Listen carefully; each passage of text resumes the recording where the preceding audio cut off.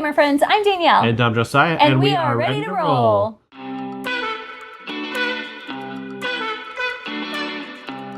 Today we're doing another video in a series that we're doing of BGG ranked games. The last video we did was games ranked 5,000 and down on the ranking.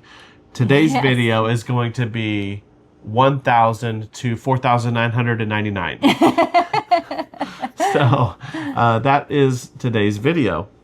Yeah, it's really fun to go back and see all of the games and where they rank on BGG. And so we kind of just were compiling some of our favorites from this section of BGG. All right, so first up on the list came in at 4,150. And again, this is based off of May 2025. Right. So things might have changed a little bit. But as of that date, this was 4,150. And it is Botany. And Botany didn't get a whole lot of love this year, I don't feel like. Yeah, I think it's a much better game than what it's ranked. I agree. It didn't get a lot of attention, but we really enjoyed it. Yeah. I will say that it has a fairly sizable downside. And that may be what deters people from it, or, you know, a couple of things that I can think of. One is the theme doesn't look super appealing. When you first look at it. I feel the opposite. I know that for us it did. But I think for a lot of people, like flowers. Yeah, it might look boring. Right. It does kind of look boring. Like when you look at it. The art itself is actually beautiful. It is. I agree. But I think it's underrated. Yeah. I like for most people, I think if you played the game, you would actually probably like it. Yeah. But also the big downside is that it's they have too many rounds. Agreed. Because you're basically racing to a certain amount of points or whatever it's called, so it's the first to that. But they're hard to get those points, and so it does take a little bit too long to play the game. I think there are 12 points, and there should be 9. Yes, something like that. I agree. But the game itself was really good. It was really fun. You got to travel around the world basically, and you're collecting these plant cards. So there's like a set collection element, and then you have to make sure you bring them back. So there's some strategy there as well, and there's some events that take place. Right. And then there's certain things that you can actually purchase to make it where you get more points doing different things. So like upgrades, essentially. And so anyway, I really enjoyed the game. I actually want us to go back and play. This is on my list of games that we need to go back and play again soon. And so anyway, but it was in this 4,000 range. So if this were a market, getting Botany at 4,150 would be a steal. Okay. It's a much better game than that. Yeah. Yeah, it may require a tiny bit of home brewing to cut it down a skosh, but it's really good. A skosh. Yeah, you heard it here. Okay. The next game on the list that we saw that we really liked was at 3,542, and it is The Art Project. This one, I absolutely love this game. This is a great game. It's a cooperative game. It is one where you really have to work together to get all of the art collected before the white hand takes over basically the area. They take over cities and keep you from collecting the art monuments or something. There's different types of art. So like some of it is music or paintings or different things like that. And so you have to collect sets of certain symbols to try and then get that art and take it back into store it. Yeah, before you lose it to the white hand. Right. I can't remember what they call the little boxes is what I don't remember what they call them either. It feels like it has a pandemic level of resource management. It's a very tight game. Right? Oh yeah. It's hard to get the resources that you need to stem off that sort of tide of overwhelming white hand attack in the city kind of thing. Yeah, it's definitely similar to Pandemic in that you are trying to just you're basically scraping by at times, like just trying to survive, keep it from happening. But I really enjoy it. I think it is a very tough cooperative game, but I really like it. Actually, I don't think we've ever played it at more than 2 players, have we? We haven't. But we've played it a lot at 2 players, and I love it. Yeah, I would say this is slightly less for me, but I still really like it. I would call it a B or a B plus even. Oh, no. It is an A game. This is good. But it is way better than the 3,500 that it is on this list. Yeah. Way better. Way. I love it. Next up on the list is Sleeping Gods Primeval Peril. And this is ranked at 3,209. Yeah. This is one we just got to play. Yes. So we've played Sleeping Gods Distant Skies. Yes, we have. And we have not played original Sleeping Gods. Right. But this is like its standalone campaign. Yeah. That kind of pared down a little. Yeah. Yeah. Actually, pretty significantly, I would say. Yeah. Because it's meant to be played in like one sitting. Right. So it's a whole campaign that you play just right away. Yeah. I mean, it has, I think, ways that you can extend it out or maybe play more sessions, but it's meant to only be a session at a time. Yeah. So it has, like, when you finish it, there, depending on how you finish the game, how you finish the campaign, there's, whenever you play it again, it has you start in a certain place. Right. But I don't want to give any spoilers away in case you haven't played it. But we played through the whole campaign in one sitting. It probably took us about 2 hours. Yeah, about 2 hours. Yeah. So it's not very long. And this is kind of one of those that I don't know that we'll go back to it for a long time, even though you could replay it. I doubt we would. Yeah. And so it's kind of more of an experience. Like, I looked at it a little bit like a legacy in that way, even though it wasn't a legacy. Right. It was definitely just a campaign. But anyway. Yeah, I thought it was, I don't know, I kind of enjoyed it a little bit more than I did Distant Skies. Really? Yeah, I mean, and to be fair, we haven't played Distant Skies in a long time. Yeah, we should go back to it. So if we went back to it, I may feel differently. Right. But because I'm just remembering the experience I had, and not that it was a bad experience, but this one I thought was really good, and it's very, very familiar. Like, if you know Distant Skies, you're gonna fall right into this one. Yes, this is just an easier version. Easier version, yeah. What I thought was cool is, like, they give you a map, like an overall, like zoomed out map of the whole area, and you can, it's all numbered and lettered and the things, and then in the storybook, you have pages of the different, like, zoomed in parts of the map, and you can decide, based on that, do you want to go this way or do you want to go this way? It was really fun, and you have an objective to meet before you get to the end of it. That's right. So I thought it was really fun. I enjoyed this one. I really enjoyed it too. I was surprised to see it so low. I don't know if, I didn't really know much about this game. Yeah. So I'd seen it and heard of it, but I hadn't really heard a lot of people talk about it. Maybe they did when it came out and I just missed it. I'm not sure, but yeah, I thought it was good. Yeah, it's definitely worth it. The next one on the list is a game that only she's played. I haven't got to play it yet. And it came in at 2,711, and it's My Shelfie.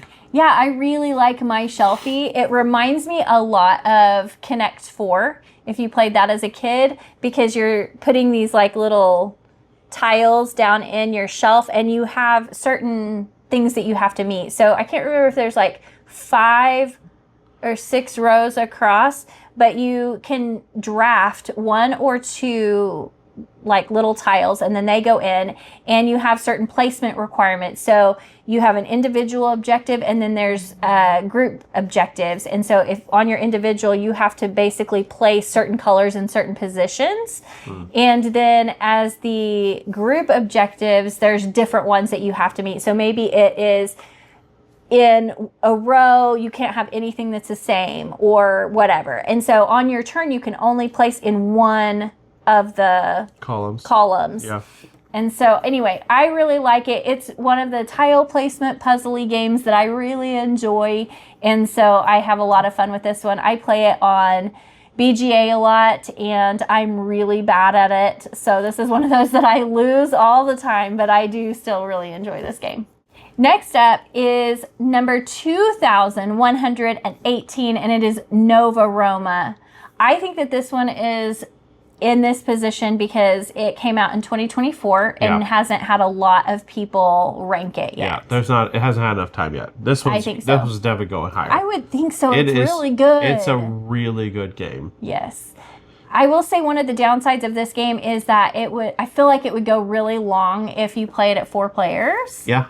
It would be a long game. If you're expecting that, then whatever, then you're good to go. But if you weren't expecting that, I feel like yeah, I would say based on playing it, I haven't played it at different player counts except for 2, but it seems like it would be best at 2 or maybe 3. Right. I think once you get to 4, it starts lengthening the game too much. Especially if you have a player who is AP inducing or AP prone. Who is AP prone. Yeah, and but it's great at 2. Yes. Like, it's really good.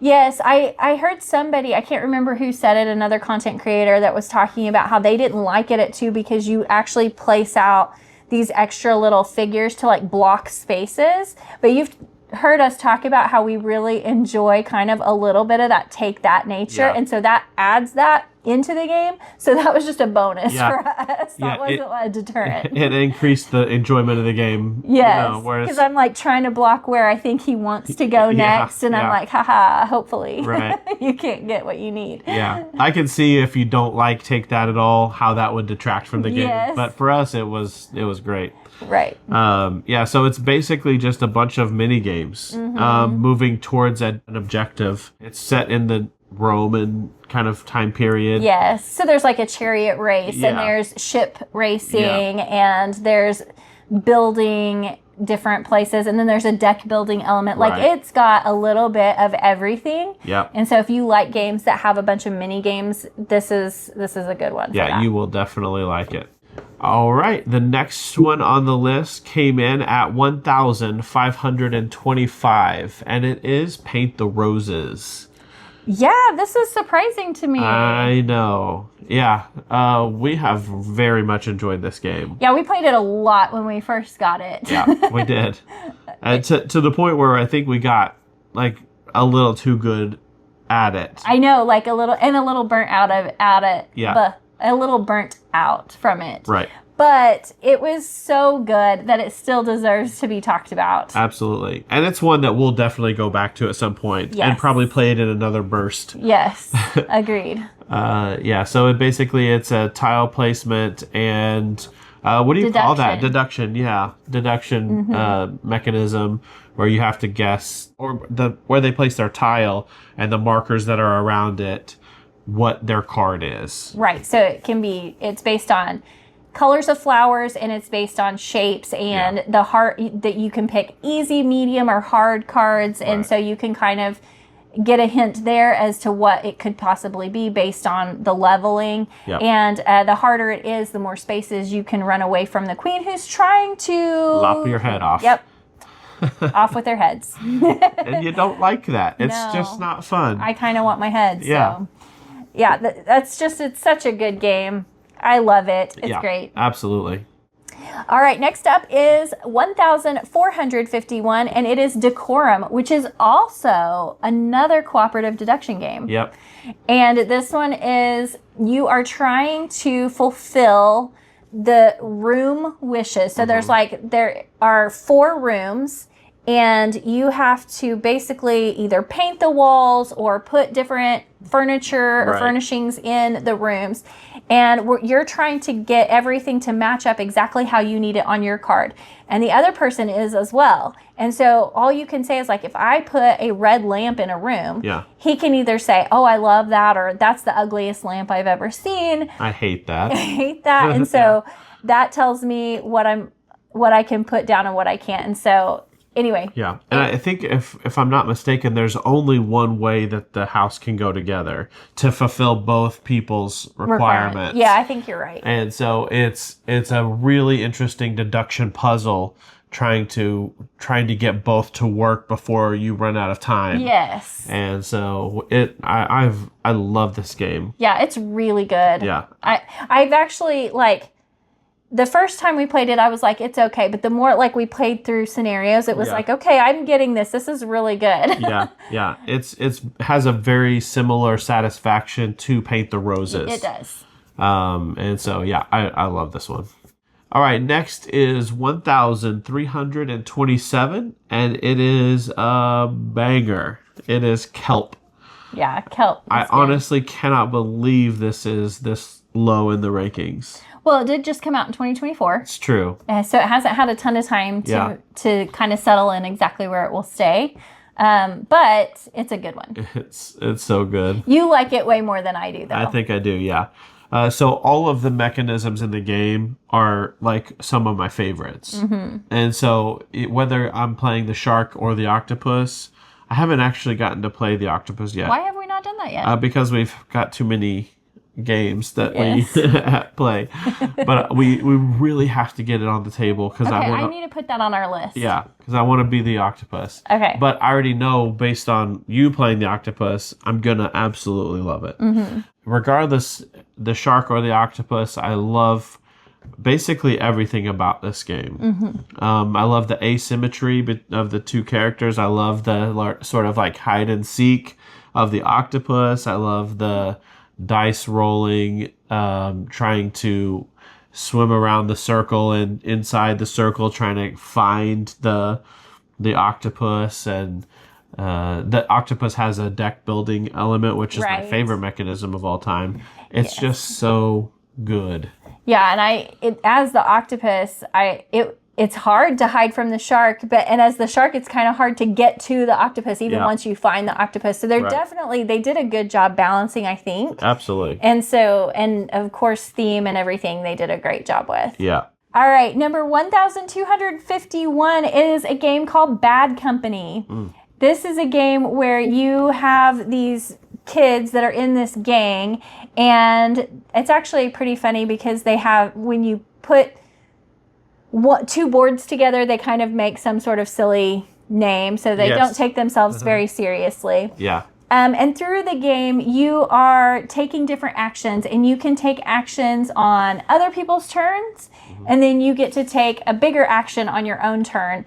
And you are building up these people. They literally are getting bigger as you and growing as you build them up. Yeah, so I think there's, I don't know, something like 6 or 8 people in your tableau. Yes. And you add to the top of the top part of the body. Yes. And so their torso gets longer. Yeah. It's pretty funny. And they get more powerful. Yes, and you're getting more and more resources, and so you're able to do more and more things on your turn. And then they have this other like racing element where you're kind of racing away from the police. Yeah.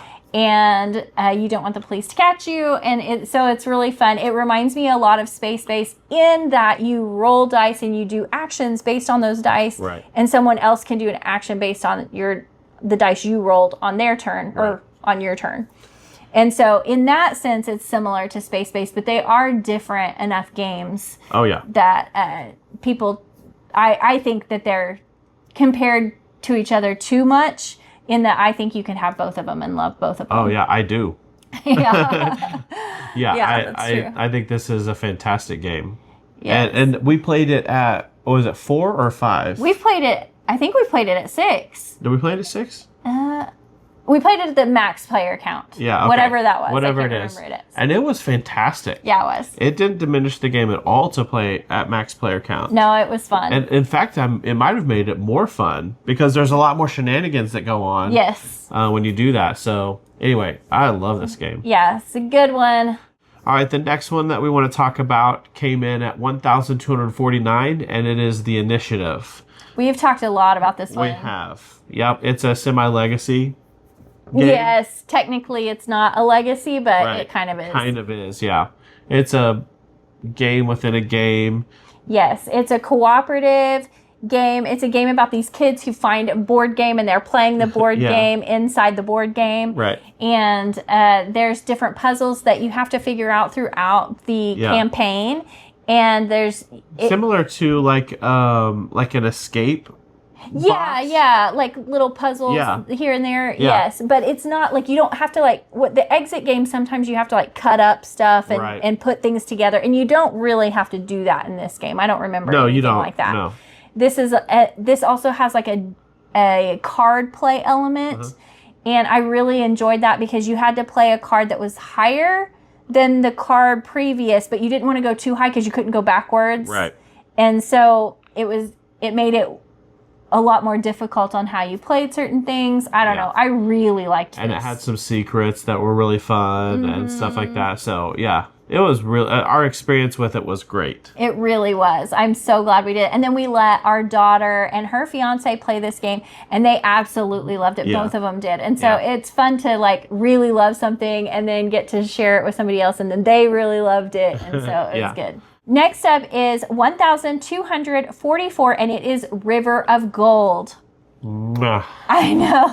This one will go up. I know it will. Yeah. It is a 2024 release. Great game. So as soon as we got the board out, I was like, wow. Yeah, the it's production just so value fun. is so good.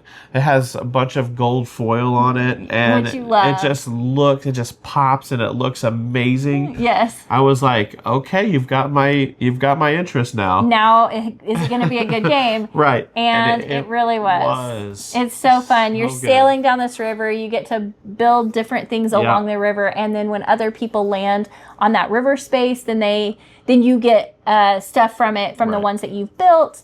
And so there's resource management, and you are playing certain cards to do certain things, and you're going up tracks, which I love going up tracks, and there's all different kinds of tracks that you're trying to win on. And it is so good. So good. We've played it mostly at 2. Right. We have played it at 3 once on BGA. Yes, on BGA. Yeah. We never played it in person with more, and I would love to do I would that. like to do that. I like to play it at 4. And see what it's like. I think it might be really fun at 4. Yeah, I think it would make it better because of the buildings being built along the way. More actions that you get to do not on your turn. Yeah. I think it would be good. Yeah, absolutely. So that is River of Gold. Winner. The last one that we'll talk about came in at 1,123, and it is Captain Flip. Yes. It is a very quick, very easy filler game, really. It's a filler, yes. Yeah, I mean, just through and through a filler game. Yeah, I mean, it is grab a tile, you can keep that action, or you can flip it and put it in your little column, your tableau column. Yeah. And you fill up your board, Yep. and whoever has the most points at the end wins. Yeah, each tile has a special ability that it can do. There's a little bit more puzzle than you originally think. That's true. When you play it, but it is very simple. Yeah, when you first start playing it, you're like, there is nothing to this game. It's all luck. And there is a lot of luck involved based on what tile you get. Right. But there is some strategy to where you place it when you try and finish. Some people I've played against, they try and like rush through and just end the game super fast. So you don't have time to like really do a whole lot. And then other people really take their time and are placing in different places. Anyway, it's really good. It is. It's not one that you can play like over and over and over and over again.